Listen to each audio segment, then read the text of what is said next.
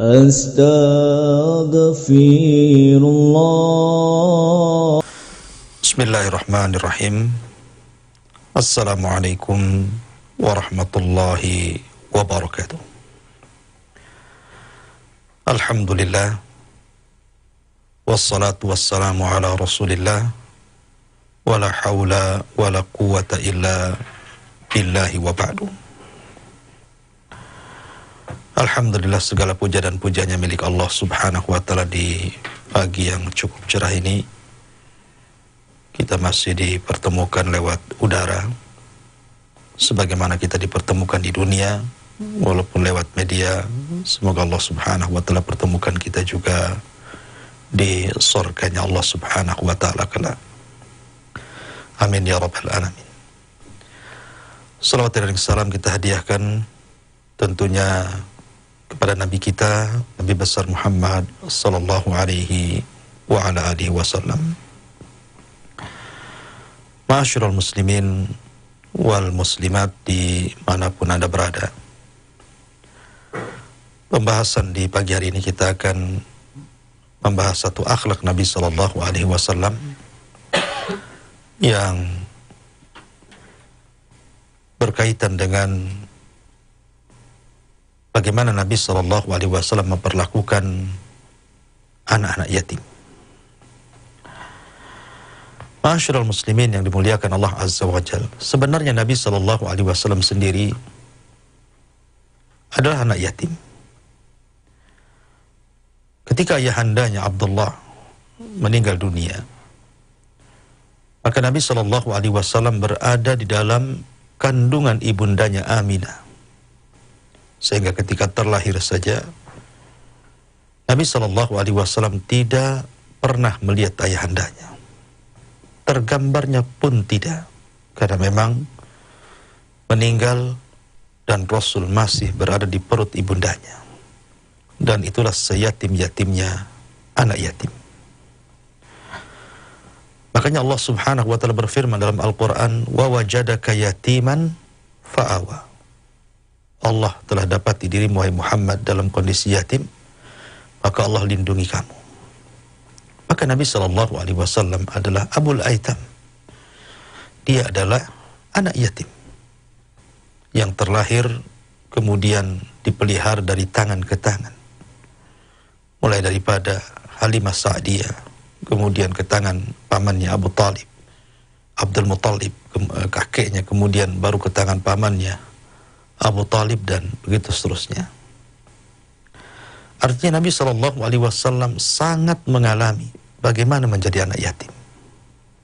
Wajar kalau seandainya Nabi SAW sangat menyayangi dan sangat memuliakan anak yatim. Ma'asyiral muslimin yang dimuliakan Allah subhanahu wa ta'ala, kita tahu bahwa tradisi orang-orang jahiliyah, orang-orang jahiliyah di zaman itu, mereka tidak pernah menghargai anak yatim. Ketika salah seorang pembesar Quraisy, ada yang mengatakan Abu Jahal, ada yang mengatakan Umayyah, ada yang mengatakan yang lainnya, sedang menyembelih seekor unta.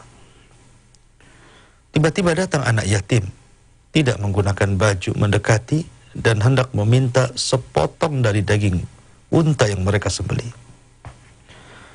Tapi kemudian anak yatim diusir, diambilkan tongkat, kemudian didorong sampai jatuh, menangis, kemudian dia pun lari ketakutan. Dari sini Allah subhanahu wa ta'ala turunkan ayat, ara'aita alladhi yukadzibu biddin fadzalika alladhi yadu'ul yatim.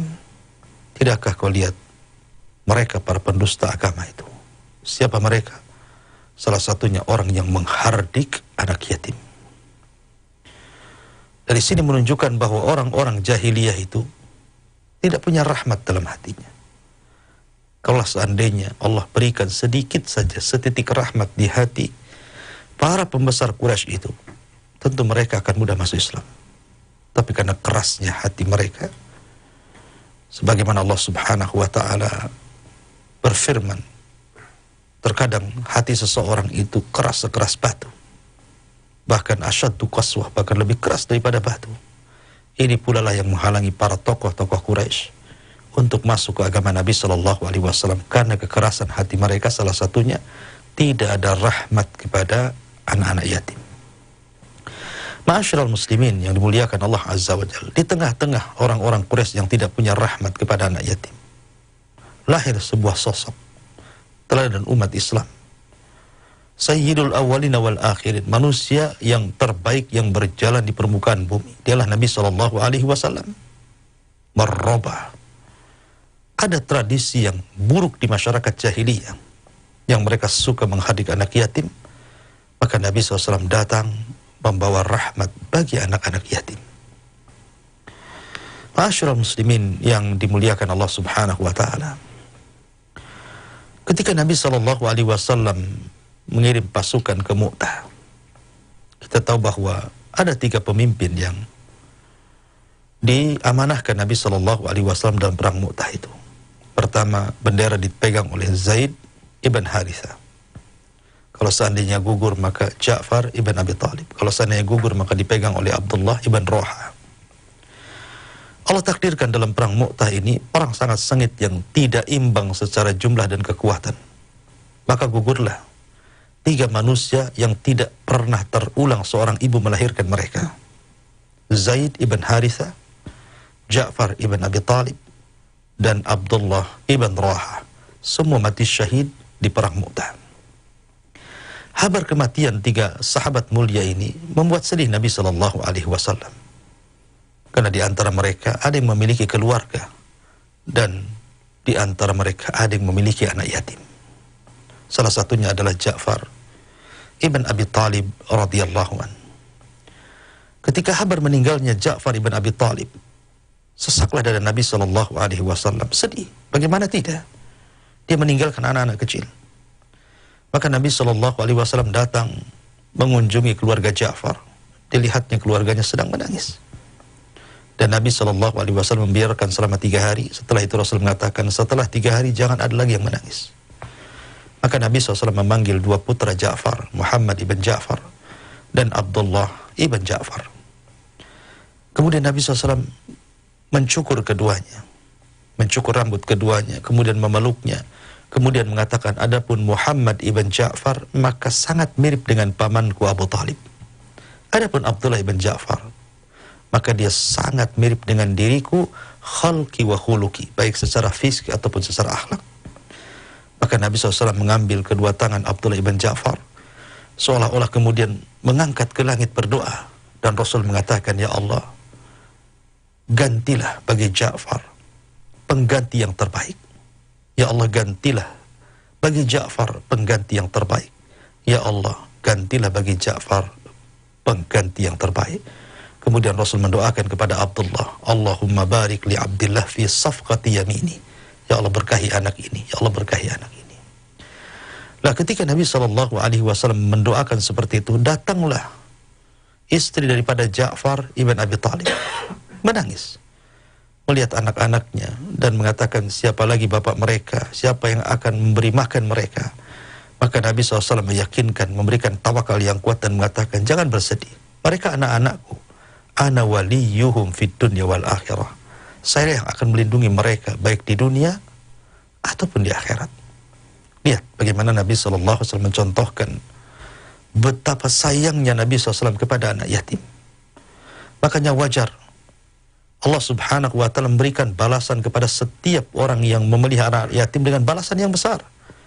Sampai kita tahu bahwa orang yang pertama kali masuk ke dalam sorga dan membukakan pintu sorga adalah Nabi SAW. Ketika Nabi SAW hendak melangkah, maka Nabi SAW melihat ada wanita yang menyusul hendak masuk duluan ke sorga dibandingkan dirinya. Maka Rasul menyetop dan mengatakan, siapa kamu? Maka wanita ini mengatakan, saya adalah orang yang merawat anak yatim. Sayalah orang yang merawat anak yatim. Maka Rasul mempersilahkan masuk sorga berdua bersama Nabi SAW. Subhanallah, bagaimana Allah Subhanahu wa ta'ala memberikan pahala kepada orang yang mengkafil anak yatim. Bahkan Nabi SAW dengan tegas mengatakan, ana wa kafilul yatim fil jannati kahataini. Saya dan para pemelihara anak yatim seperti ini. Kemudian Nabi SAW menunjukkan jari tengah, kemudian sababah telunjuk, kemudian dirapatkan, dan Rasul mengatakan seperti inilah dia di sorga bersamaku, orang-orang yang mengkafil anak yatim. Ma'asyiral muslimin, para pendengar yang dimuliakan Allah Subhanahu wa taala dan juga para pemirsa, semoga Allah Subhanahu wa taala merahmati kita semuanya. Ya. Dari kisah-kisah ini, bagaimana Nabi Shallallahu alaihi wasallam mengajarkan kepada kita agar senantiasa memberikan perhatian penuh, agar senantiasa memberikan kemuliaan penuh kepada anak-anak yatim. Bahkan Nabi SAW mencontohkan bagaimana mengkafil anak yatim. Ketika Abu Salamah meninggal dunia, maka Ummu Salamah menjadi janda dan memiliki anak-anak yatim yang banyak. Maka Nabi SAW melihat kesedihan Ummu Salamah yang mengatakan tidak ada laki-laki yang lebih aku cintai dibandingkan Abu Salamah. Ya. Tapi Rasul mengatakan, wahai Ummu Salamah, berdoalah kepada Allah. Allahumma hjurni fi musibati. Ya Allah, berikan pahala akan musibah yang menimpaku. Kemudian wakhlufni khairan min ahli. Dan gantikanlah keluargaku dengan keluarga yang jauh lebih baik. Tapi kalimat yang kedua, dia tidak mau mengucapkannya. Karena bagi dia bahwa Abu Salamah jauh lebih dicintai dibandingkan laki-laki yang lainnya. Tapi Rasul mengatakan, bacalah doa itu. Nanti Allah Subhanahu wa ta'ala yang akan mengabulkannya. Akhirnya kemudian setelah masa iddahnya selesai, rupanya Nabi SAW datang kepada Ummu Salamah, meminang Ummu Salamah, dan hendak dipersunting oleh Nabi SAW karena sebuah alasan. Salah satunya adalah Rasul kasihan bahwa wanita ini menanggung anak-anak yang banyak. Ketika kemudian Nabi SAW melamar Ummu Salamah sebenarnya awalnya menolak lamaran Nabi SAW dengan 3 alasan. Alasan yang pertama karena usia dia sudah tua, alasan yang kedua karena anak-anaknya banyak, alasan yang ketiga karena dia pencemburu. Ya. Tapi Nabi SAW menjawab 3-tiganya dan mengatakan, adapun engkau wanita tua, aku juga sudah tua. Adapun engkau banyak anak, maka anak-anakmu anak-anakku. Adapun kau wanita pencemburu, aku akan berdoa semoga Allah hilangkan cemburumu. Sejak itulah Ummu Salamah menjadi wanita yang paling berakal dari seluruh istri si Nabi karena tidak punya rasa cemburu kepada istri-istri atau madu-madunya. Tapi syahidnya di sini bagaimana Rasul mengatakan, adapun anak-anakmu adalah anak-anakku. Begitulah Nabi SAW mencontohkan mengkafil anak yatim, memberi makan mereka, menghidupi mereka, mentarbiah mereka. Dan ini gambaran indahnya Islam, bagaimana akhlak Rasul kepada anak yatim. Bahkan suatu ketika datang seorang laki-laki kepada Nabi SAW mengadukan akan kerasnya hati. Hatinya keras sekali. Maka Nabi SAW mengatakan, kalau engkau ingin lembut hatimu, datangkan anak yatim, usaplah kepalanya. Wamsah ra'sal yatim talinu qalbak. Usaplah kepala anak yatim, maka Allah akan lembutkan hatimu. Ya, karena dengan memandang anak-anak yatim yang tanpa ada ayah.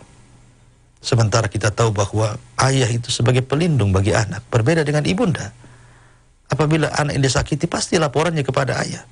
Ketika ayah kemudian meninggal, betapa sedihnya anak yatim ini. Makanya Nabi SAW mengajarkan kepada sahabat, orang-orang yang keras hatinya, kalau anda ingin lembut, maka usaplah kepala anak yatim. Maka anda akan dapat pahala sebanyak rambut yang ada di kepala anak yatim tersebut. Ma'asyiral muslimin yang dimuliakan Allah Subhanahu wa ta'ala. Bahkan Nabi SAW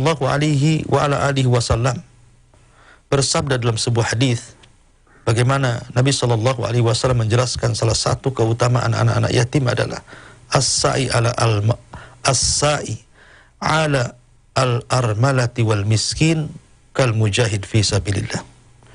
Kata Nabi SAW, orang yang berusaha untuk menolong janda-janda yang memiliki anak-anak yatim yang serba kekurangan kehidupannya, dan juga orang-orang miskin, maka sekedudukan dengan orang yang berjihad di jalan Allah Subhanahu wa ta'ala. Kemudian juga Nabi SAW juga bersabda, bagaimana kedudukan orang-orang yang berusaha untuk mengkafir anak yatim. Nabi SAW sampai kemudian mensejajarkan dengan dirinya di sorga dan merapatkan antara jari tengah dan juga telunjuknya. Begitu dekatnya para pengkafil anak yatim dengan Nabi SAW. Ma'asyiral muslimin yang dimuliakan Allah Subhanahu wa ta'ala. Karena kita tahu bahwa takdir itu rahasia Allah. Takdir itu rahasia Allah. Belum tentu anak yang kehilangan ayahnya sejak kecil, kemudian dia akan dirundung kesedihan dan tidak akan menjadi orang besar kelak di masa depan. Tidak juga. Imam Syafi'i rahimahullah ta'ala yatim. Tapi lihat, siapa yang tidak kenal Imam Syafi'i rahimahullah ta'ala? Satu dunia kenal Imam Syafi'i, padahal dia yatim, dirawat oleh ibundanya. Imam Ahmad ibn Hanbal rahimahullah ta'ala anak yatim. Siapa yang tidak kenal Imam Ahmad pencetus mazhab Hambali? Dia yatim. Dan juga yang merawat adalah orang tuanya, ibundanya. Sehingga menjadi manusia-manusia hebat. Karena ditarbiyah oleh ibunda-ibunda hebat seperti ibunya Imam Syafi'i, kemudian juga ibunya Imam Ahmad, termasuk juga Imam Al-Muhaddits Ad-Dunya. Muhadditsud Dunya. Siapa Muhadditsud Dunya? Imam Bukhari. Imam Bukhari terlahir yatim. Tapi lihat bagaimana karyanya. As-Sahihul Jami, kumpulan hadis tersahih setelah Al-Quranul Karim, menjadi patokan bagi seluruh ahli sunnah wal jamaah umat Islam merujuk kepada kitabnya Sahih Al-Bukhari. Ma'asyiral muslimin yang dimuliakan Allah subhanahu wa ta'ala, maka dari paparan dari awal sampai akhir kita tahu bahwa Islam itu adalah agama yang membawa rahmat, membawa rahmatan lil alamin, memperhatikan kesedihan hati orang lain, memasukkan kesenangan kepada hati orang lain. Karena kita tahu bahwa anak-anak yatim, mereka anak-anak yang ditinggal orang tuanya, otomatis kehidupan mereka akan berbeda dengan orang yang punya ayah dan ibu dan keduanya masih hidup. Mereka butuh kasih sayang, mereka butuh perawatan, mereka butuh minum, butuh makan, butuh pendidikan. Kalau bukan kita, siapa lagi? Kalau bukan kita yang merawat mereka, anak-anak yatim, siapa lagi? Ma'asyiral muslimin yang dimuliakan Allah subhanahu wa ta'ala. Lalu seperti apa orang dikatakan mengkafil anak yatim itu? Dan apa pahalanya? Ya. Tadi saya sudah sebutkan, yang pertama, dia akan menjadi sohbah. Sohbah itu menjadi teman baik Nabi SAW di sorga. Dan luar biasa, menjadi teman Nabi SAW di sorga. Kita yang hari ini hidup tidak pernah berjumpa dengan Nabi SAW. Tapi bukan mustahil kita akan berjumpa dengan Nabi. Dan kalau Anda ingin dekat dengan Nabi SAW dan ingin menatap wajah Rasul dan ingin berjumpa dengan Rasul, maka kafilah anak-anak yatim. Sayangi mereka, rawat mereka. Terutama jaga hati mereka. Karena mengkafil anak yatim itu yang paling besar adalah menjaga hati anak yatim. Sayangi mereka. Seperti Nabi SAW mencontohkan bagaimana sayangnya kepada anak-anak yatim, putra daripada Ja'far bin Abi Talib yang sudah saya ceritakan di awal tadi. Kemudian yang kedua pahalanya adalah shadaqatun tu'ti qadhafi fir rizqi wal mal. Ketika Anda mengkafil anak yatim, berarti Anda sedang bersedekah. Dan ingat, tidak akan berkurang harta yang Anda sedekahkan kepada anak yatim. Bahkan Allah akan ganti. Bahkan Allah akan ganti jauh lebih baik daripada apa yang Anda keluarkan kepada anak-anak yatim itu. Percayalah, Nabi SAW mengatakan, ma naqasa min malis sadaqah. Tidak berkurang harta yang disedekahkan manusia. Termasuk juga diantaranya adalah tarqiq lil qalbi, berusaha melembutkan hati. Hati kita ini terkadang keras. Terkadang di bulan Ramadan saat ini pun masih banyak orang-orang yang keras hatinya, tidak mau menyentuh Al-Quran, tidak mau datang ke masjid, tidak mau sholat malam, tidak mau sholat tarawih, tidak mau berzikir, keras hatinya. Ya. Maka cara melembutkan kekerasan hati itu dengan cara apa? Datangi anak yatim, usap kepalanya, doakan kebaikan kepada mereka. Maka di antara keutamaannya adalah, maka Anda akan dilembutkan hatinya oleh Allah subhanahu wa ta'ala. Termasuk juga kafilul yatim adalah bentuk taqarrub ilallahi azza wa jal, bentuk mendekatkan diri kepada Allah subhanahu wa ta'ala. Dan ibadah ini ibadah yang luar biasa. Tapi sebaliknya, orang yang menghardik anak yatim, ingat, orang yang berhardik anak yatim adalah dosa daripada dosa-dosa besar. Bahkan dikatakan tadi di awal, mereka para pendusta agama. Para pendusta agama adalah orang-orang yang tidak ada perhatian kepada anak yatim. Oleh karena itulah, maka kalau Anda Allah subhanahu wa ta'ala berikan rizki, ambillah satu anak yatim, letakkan di rumah Anda, Nabi yang mengatakan bahwa rumah yang diberkahi adalah rumah yang ada anak yatim di dalamnya. Sekali lagi, rumah yang diberkahi, yang penuh dengan kebaikan, adalah rumah yang di dalamnya ada anak yatim. Maka sayangi mereka, bantu mereka, kafil mereka, karena sesungguhnya kafilul yatim kahataini fil jannah. Orang yang mengkafil anak yatim, Nabi SAW mengatakan seperti ini dia di sorga bersamaku. Wallahu a'lam bishawab. Ini yang bisa saya sampaikan. Saya kembalikan kepada moderator, fal yatafaddal mashkura. Ya, syukur Ustaz atas pemaparannya dalam berkata gini tentang yang berjudul keutamaan memelihara anak yatim. Seperti kita ketahui sobat semuanya tentang keutamaan anak yatim, yaitu jaraknya antara itu seperti Rasulullah sabdakan tadi, bahwasanya siapapun yang memelihara anak yatim, bahwasanya dia akan jadi teman baik dari Rasulullah SAW di surga nanti. Dan sudah dipaparkan tadi oleh Ustaz Abu Humairah tentang bagaimana dan sikap seperti apa yang harus dimiliki oleh mungkin kita semuanya dalam memelihara anak yatim. Dan di sini sudah ada mungkin ada hal yang ditanyakan tentang dari topik ini, yaitu sebenarnya Ustaz, kalau disebut kriteria anak yatim yang perlu dipelihara tuh umur berapa Ustaz? Ya, Alhamdulillah, salatu wassalamu ala rasulillah, amma ba'du. Definisi yatim itu artinya anak yang ditinggal mati orang tuanya. Dalam hal ini adalah ayahnya. Itulah bedanya yatim binatang dengan yatim manusia. Kalau yatim binatang apabila ditinggal mati ibunya. Tapi kalau manusia apabila ditinggal meninggal ayahnya. Terkadang dua-duanya. Tetapi ada juga yang kemudian mengkiaskan. Disebut yatim tidak mesti orang tuanya meninggal. Boleh jadi mungkin suami istri bercerai, kemudian punya anak kecil dan mengikuti ibunya, tiba-tiba ayahnya pergi begitu saja, entah berantah di mana, tidak memberikan tanggung jawab kepada anak yang dilahirkan oleh mantan istrinya, sehingga istrinya kesusahan bekerja untuk menghidupi anaknya padahal ada bapaknya dan tidak bertanggung jawab. Ini pun ulama mengatakan termasuk anak yatim. Bahkan terkadang kondisi anak yang ditinggal oleh orang tua yang tidak bertanggung jawab itu jauh lebih susah dibandingkan anak yatim yang betul-betul ditinggal mati orang tuanya. Kenapa? Karena terkadang kalau ada orang tua membawa harta, kemudian orang tuanya meninggal, harta itu menjadi warisan anak yatimnya. Tetapi kalau yatim ditinggal pergi, tidak bertanggung jawab, terkadang tidak membawa harta bagi si yatim. Akhirnya kemudian sang janda inilah yang kemudian harus berlelah letih untuk merawat anak yatim tadi. Itu juga ada yang kemudian mengkias seperti itu. Ya. Adapun tentang usia anak yatim yang disuruh untuk mengkafil, yang Rasul mengatakan saya bersama anak yatim di sorga. Maksudnya yang mengkafil, maksudnya dari mulai dia lahir sampai dia balik. Ya, itulah mengkafil anak yatim. Adapun orang yang mungkin setahun sekali memberikan amplop, apalagi sekarang Ramadan ini kadang-kadang mengundang anak yatim di acara-acara instansi tertentu, membagi-bagikan amplop. Apakah termasuk kafilul yatim? Tidak, bukan. Itu orang yang sedang bersedekah. Itu dikategorikan sedekah. Tapi orang yang mengkafil anak yatim itu betul-betul mulai dia lahir sampai dia akil balik, dia tanggung kehidupannya.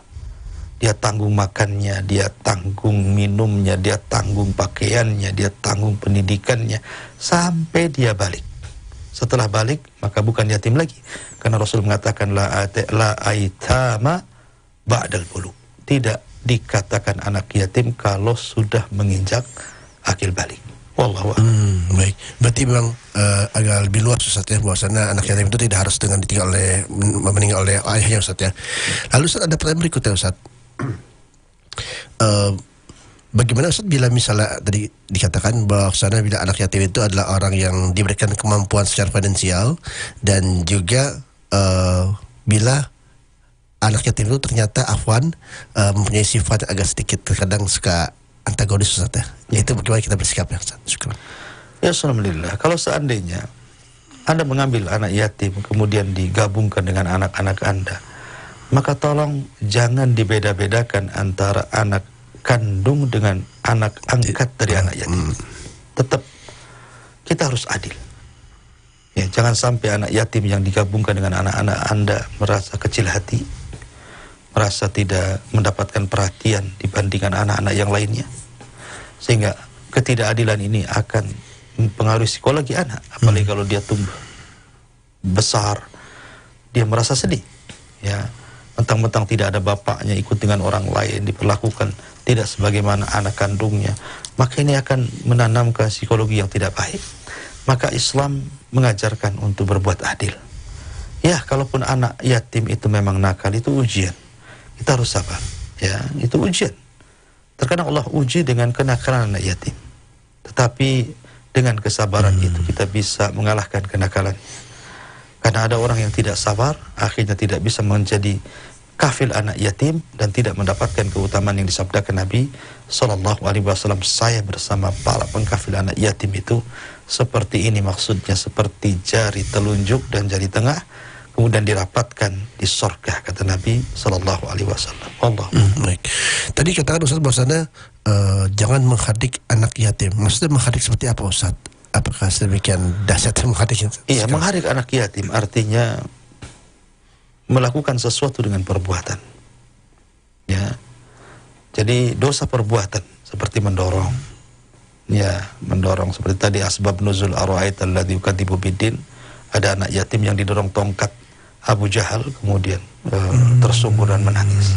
Maka Allah turunkan ayat ini. Jadi menghardik artinya jangan kemudian seseorang itu melakukan dengan perbuatannya menyakiti anak yatim. Ataupun mungkin bisa juga dengan kata-katanya. Ya, tetapi kalimat hardik itu artinya dengan perbuatan dia. Makanya Nabi Shallallahu Alaihi Wasallam mengatakan, kalau engkau ingin menghaluskan hatimu, usaplah. Kalimat usap ini kan sebuah perbuatan, bukan kata-kata. Kita disuruh mengusap kepala anak yatim, mencium keningnya, ya, supaya dia merasa bahwa tidak hidup sendirian. Walaupun bapaknya sudah meninggal, masih banyak bapak-bapak yang lainnya, walaupun bukan bapak kandungnya, yang memberikan perhatian kepada kita sehingga dia akan tumbuh di atas kasih sayang. Wallahu a'lam. Baik, Ustaz. Mungkin ada hal yang ingin sampaikan Ustaz dalam program Bekal Kiai menyangkut tentang anak yatim yang bisa sampaikan sebelum kita akhiri program ini Ustaz. Betul. Ya. Alhamdulillah, nasihat saya terakhir, maka bagi Anda yang diberikan kelebihan harta, ya, walaupun Anda mungkin tidak bisa mengangkat anak yatim ke rumah Anda, datangilah keluarga yang punya anak yatim. Bicara kepada keluarganya baik-baik. Khusus anak yatim ini saya yang tanggung. Saya akan kirim setiap bulan sekian untuk berasnya, untuk pakaiannya, untuk SPP pendidikannya, sampai dia balik. Ya. Atau dengan cara yang lain mengkafil anak yatim itu, mungkin Anda bisa menikahi janda tersebut yang punya anak. Anak ini masih kecil. Jadi niat Anda menolong anak-anaknya dengan menikahi orang tuanya. Sebagaimana Nabi SAW menikahi Ummu Salamah untuk menyelamatkan anak-anak yatimnya. Ya, jadi, ataupun ya memang dirawat di rumah kita. Kita ambil anak itu dari kecil, kemudian kita rawat baik-baik gitu, anggaplah anak sendiri sampai dia akil balik. Ya, jadi itulah gambaran mengkafil anak yatim. Tapi kalau sekali-kali setahun sekali Ramadan saja ngasih amplop, itu bukan mengkafil anak yatim. Sekali lagi itu hanya sedekah. Ya, karena mengkafil bukan seperti itu gambaran. Wallahu a'lam.